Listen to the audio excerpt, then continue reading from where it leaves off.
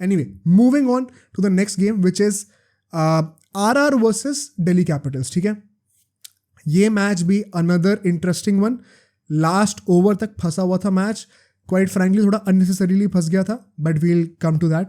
Let's discuss the toss and the lineups. ठीक है, wicket जो है यहाँ पे राजस्थान का मैच था, घर पे मैच था जयपुर में, वो सिमिलर था पहले मैच से जो कि उनका एलएसजी के अगेंस्ट हुआ था. ऑल दो जो इस मैच की पिच थी और जो पिछले मैच की पिच थी वो थोड़ी अलग अलग थी. सेम पिच नहीं थी, डिफरेंट पिच पे यूज हुआ था गेम, बट नेचर सेम था. वेयर यू वुड सी कि यार वैसे तो रॉक सॉलिड है, ऊपर घास भी है, लेकिन अंडरनीथ जो क्रैक्स है ना वो मूव भी कर रहे हैं. So you can't really assume कि this is a batting paradise.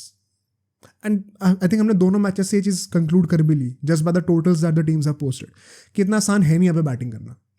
And so यहाँ पे टेम्पटेशन वंस अगेन हो सकती थी कि हम लोग यहाँ पे टॉस जीत के बैटिंग पहले कर लें, क्या पता बाद में पिच वेयर एंड टेयर के साथ जो है मुश्किल हो जाए.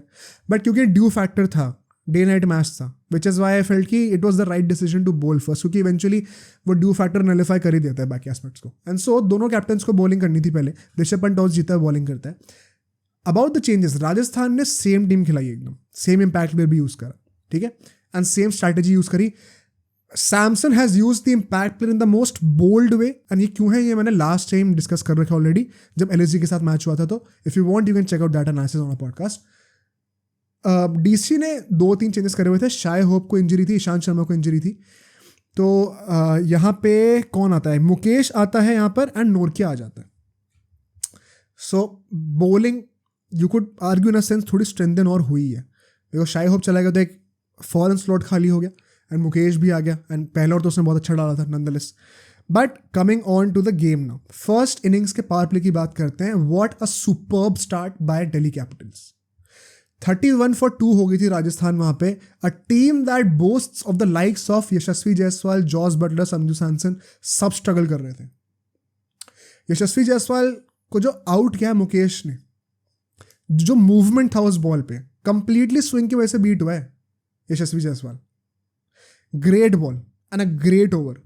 बट उसके बाद क्या करने लग गया भाई, जब सैमसन आता है, इतनी अच्छी ऊपर की लेंथ पे स्विंग कर रही थी बॉल, छोटी बॉलें फेंकनी शुरू हो गई, 2 चौके उसने जड़ दिए, फिर ऊपर वाली बॉल पे भी चौका खा लिया क्योंकि डीरेल हो गए आप रिदम से. तो आई थिंक मुकेश ने अपने इस पूरे मैच में खुद के टांग भी कुल्हाड़ी मारी है by unnecessarily experimenting in his second over जो कि पावर प्ले के अंदर ही था. But nonetheless Khaleel Ahmed 3 over डालता है पावर प्ले के अंदर ही, एंड तीसरे ओवर में संजू सैमसन का भी विकेट मिल जाता है. और यू कुड आर्ग्यू कि सैमसन ने गिफ्ट कर दिया kind of a wicket. But Buttler दूसरे एंड पे बहुत स्ट्रगल कर रहा था, which is why you will see कि apart from that second over of Mukesh जहाँ पे सैमसन ने 3-4 चौके लगा दिए, कुछ खास रन आए ही नहीं थे, इसीलिए से 31 रन थे. 31 run is less than 6 run an over यार. पैथेटिक स्टार्ट है ये. ऑलमोस्ट 5 रन एन ओवर से आप खेल रहे हो पावर प्ले के अंदर. तो बहुत ही बुरी स्टार्ट रही थी यहाँ पे बटलर की एंड राजस्थान की. एंड देन वी सी जो 6 से 10 ओवर के बीच का फेस था, वहाँ पे स्पिनर्स आते हैं, कुलदीप यादव, नक्शा पटेल, एंड नचा के रख दिया especially Butler को. And this is my biggest issue with the English players. These guys struggle so much against spin, particularly wrist spin. कोई कमी है इनकी भाई, हेरिडिटरी है क्या ये सीन कुछ. जॉर्ज बटलर ने जो शॉट खेला कुलदीप यादव को, क्या सेंस था उसका.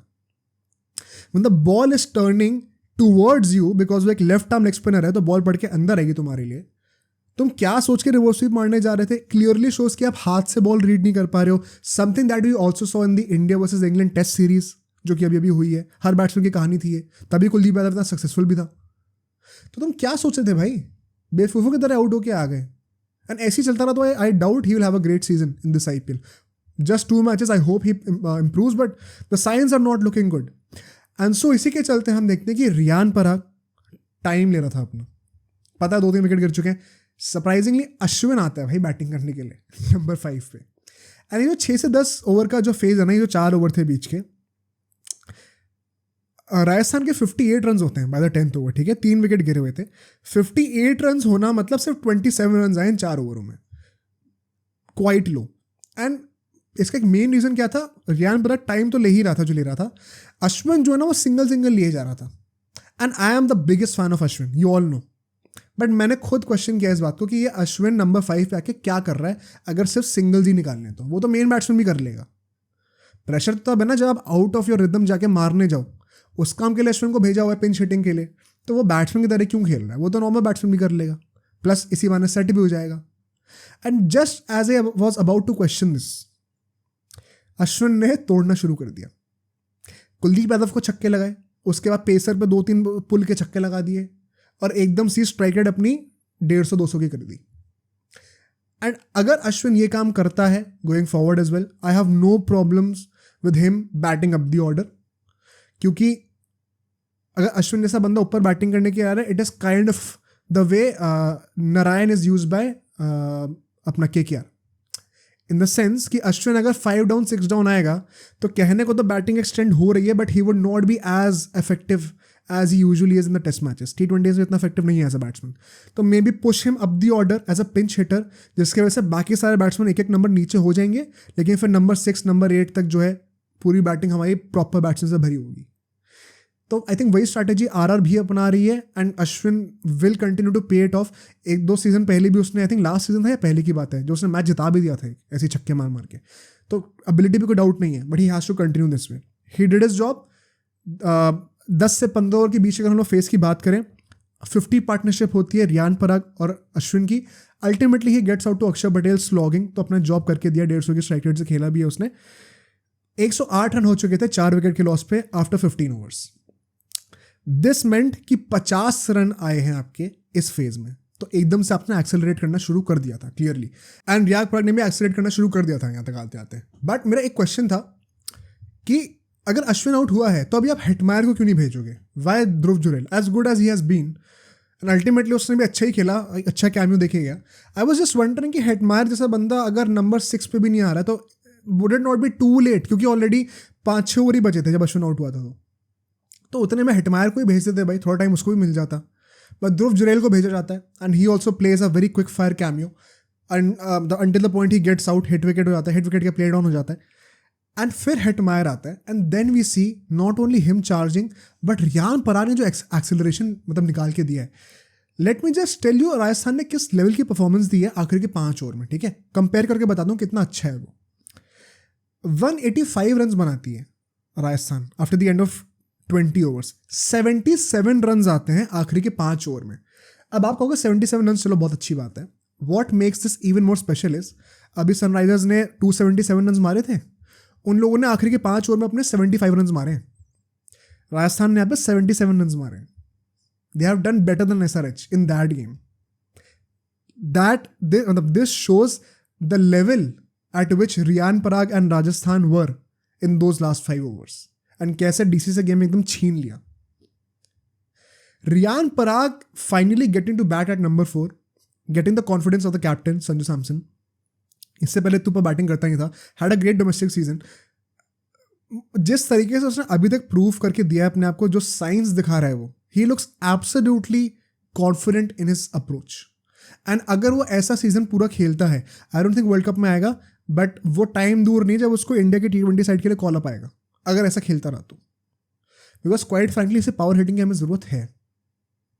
एंड अगर ऐसा पावर हिटर हमें मिलता है मिडिल ऑर्डर में, I would rather have a power hitter like him over Tilak Varma at number 4. मैं तो बहुत ऑनेस्टली बता रहा हूँ. Unless Tilak Varma ups his game totally in the power hitting zone. Right now जितने क्लीन हिट्स जो है रियान पराग मार रहा है, अगर ऐसे ही मारता रहा, वही प्रोवाइडेड चीज़ है, he could be a better asset. Bowling भी करके देगा more often than Tilak Varma. But anyway, यहाँ पे नोकिया की बात करते हैं, जो कि एक बहुत ही बड़ा नाम था, जो कि फाइनली इंजरी से वापस आ रहा था. भाई गंदी तोड़ाई हुई है भाई. इनफैक्ट अक्षर पटेल और खलील अहमद को हटा दो, हर किसी की पिटाई हुई है. Kuldeep Yadav initially was doing well, ultimately he also get smash for a lot of runs. So was Nokia. 40-45-50 run in लोगों ने खाए एंड इसी के चलते हुए ना टाइड एकदम ही शिफ्ट हो गई थी राजस्थान की तरफ. And then when DC came into bat, एक बहुत ही डबल साइडेड पावर प्ले में कहूँगा, because on one hand you would say 59 run बन गए, तो ऑलमोस्ट 10 रन पर ओवर की रन रेट से खेल रहे हैं, बट 2 विकेट भी गिर गए थे. ठीक है, and 2 at is 1 crucial wicket and Mitchell Marsh. Ricky Bhui जिस तरीके से आउट हुआ है, दोनों एक ही ओवर में आउट हुए थे बर्गर के, जिस तरीके से वो आउट हुआ है भाई, मतलब I explain me one reason why Prithvi Shaw is not starting over Ricky Bhui. मुझे नहीं समझ में आ रहा क्यों. The only reason could be his fitness. And वो आपको पता नहीं था कि अभी फिटनेस ऐसी है उसकी, क्या 2 महीने में चेंज हो जाएगी ऑक्शन के बाद, तो क्यों रिटेन करोगे उसको फिर. Because you are quite literally wasting his talent on the bench. वो कितना ही बुरा खेल रहा हो, इससे तो बेटर ही खेलेगा भाई. रिकी वो किस तरीके से आउट हुआ है यार, डर के. जैसे एक टाइम पे इंडिया के प्लेयर हुआ करते थे ओवरसीज में, जब बाउंसर डरा करते थे, तो वो दिन गए भाई. Very very ugly way of getting out I would say. Mitchell Marsh तो चलो ठीक है, आउट हो जाता है, बोल्ड हो जाता है. बट बर्गर एंड बोल्ट दोनों 3-3 ओवर डालते हैं. सरप्राइजिंगली बोल्ट को एक भी विकेट नहीं मिलता है इस बार. यूजुअली अपने पहले ओवर में विकेट निकाल के देते हैं वो. तो that was also interesting to see. Moving forward हम लोग देखते हैं 10 ओवर के एंड तक 89 रन बन जाते हैं डीसी के, which means 30 more run in the next 4 overs. Not that fast, but यहाँ पे कॉन्टेक्स्ट क्या था, एक भी विकेट नहीं गिरता, एंड प्लस इतना ज़्यादा रन मारने की जरूरत थी भी नहीं, बिकॉज टारगेट कुछ बहुत ज़्यादा हाई भी नहीं है. ऐसा नहीं कि 200-220 का टारगेट चेस कर रहे हो, ये आप इतने रन रेट पे खेलना मिडिल ओवर्स में अफोर्ड कर सकते हो. तो that was not an issue. Warner जो है वो हमारा एक्सेलरेट कर रहा था. नाइस टू सी कि वो इस फॉर्म में आ रहा है धीरे धीरे वापस. जो स्पिनर्स थे अश्विन एंड चहल, उन्होंने रन रोक के रखे हुए थे दूसरे एंड से. वो ही बड़ा मजा आता देखने में भाई, किस तरीके से इन दोनों को यूटिलाइज करा है संजू सैमसन ने. I will talk more about this as we'll talk about the last 5 overs. 15 over जब खत्म होते हैं तब 120 रन बन चुके थे, और इस फेज में दिल्ली बहुत ढीली पड़ गई, बिकॉज 2 विकेट भी गिरते हैं एंड सिर्फ और सिर्फ 31 रन आते हैं 30 बॉल्स पे 5 ओवरों में. तो 30 बॉल्स पे सिर्फ 31 रन मारना और 2 विकेट भी गिरा देना. Game went completely in the hands of Rajasthan by this moment. And फिर इसके बाद मिरेकल ही चाहिए था एक गेम को वापस लाने के लिए फॉर डीसी. ऐसा क्यों होता है पर्टिकुलरली? पहली बात तो चहल जिस तरीके से ऋषभ पंत को आउट करता है. A word on Rishabh Pant. Is it just me और he looks fitter than he was before? Looks slimmer, looks more confident, पता नहीं इंजरी की वजह से क्या है भाई, मुझे नहीं पता. रिकवरी बहुत अच्छी हो गई है. He looks in a much better shape, but he is struggling to hit big right now. कोई गलती नहीं है, बिकॉज ऑफकोर्स टाइम लगेगा. तो वो हमें एक वो क्या कहते हैं उसको, एक वो पीरियड होता है ना जो जिससे पहले आप टेक ऑफ करते हो, वो पीरियड आपको, वो टाइम आपको देना पड़ेगा ऋषभ पंत को before he starts taking off ultimately and returns to his natural self. क्योंकि यहाँ पे भी बहुत स्लो खेला है वो in the context of the game, just like Hardik Pandya did in the MI versus SRH fixture. And फिर वो एक बहुत ही सॉफ्ट डिसमिसल में आउट हो जाता है युजवेंद्र चहल पे. ही गेट्स आउट एंड उसके बाद वो ट्रिस्टन सब था, एंड फिर वो बाद में अक्षर पटेल आता है. उन्हीं के ऊपर पूरी जो स्टोरी थी कि ये लोग कहीं से हमें निकाल लें. एंड आखिरी के 5 ओवर में I was so impressed with Sanju Samson's captaincy because going into the last 5 overs, he had all the options in the world. वो चाहता तो 4 ओवर पेसर्स के करा सकता था, चाहता तो सारे के सारे ओवर स्पिनर से भी करा सकता था.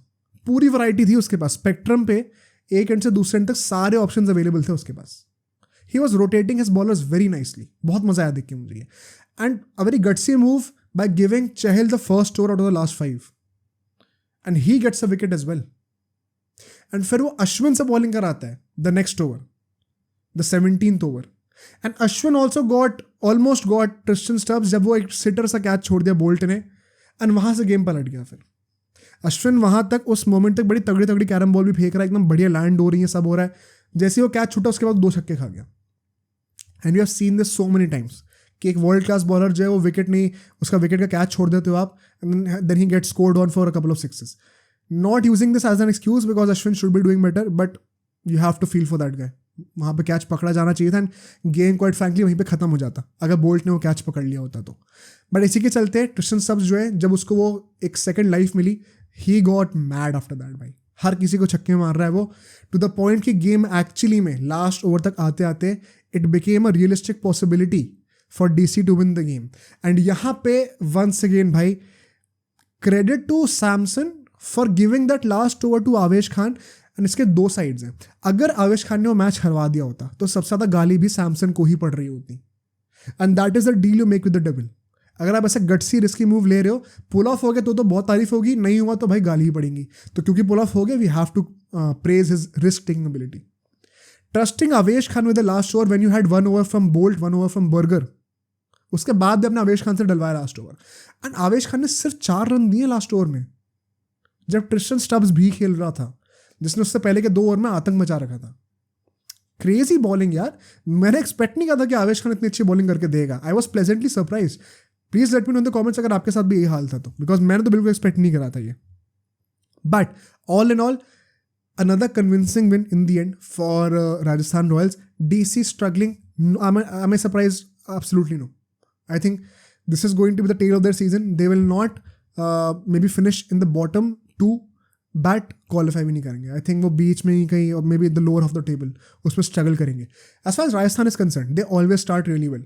The question is if they can carry this form going forward, specially in the home games. अगर वो होता है, they can surely make a case for the title. अब सोचो अगर ये क्लिप इतनी बढ़िया थी तो पूरा का पूरा पॉडकास्ट कितना बढ़िया होगा. तो अगर आपको इसी क्लिप का पूरा पॉडकास्ट देखना है तो यहाँ पे क्लिक करिए, और अगर आपको ऐसे ही और क्लिप्स बिंज वॉच करनी है तो यहाँ पे क्लिक करिए.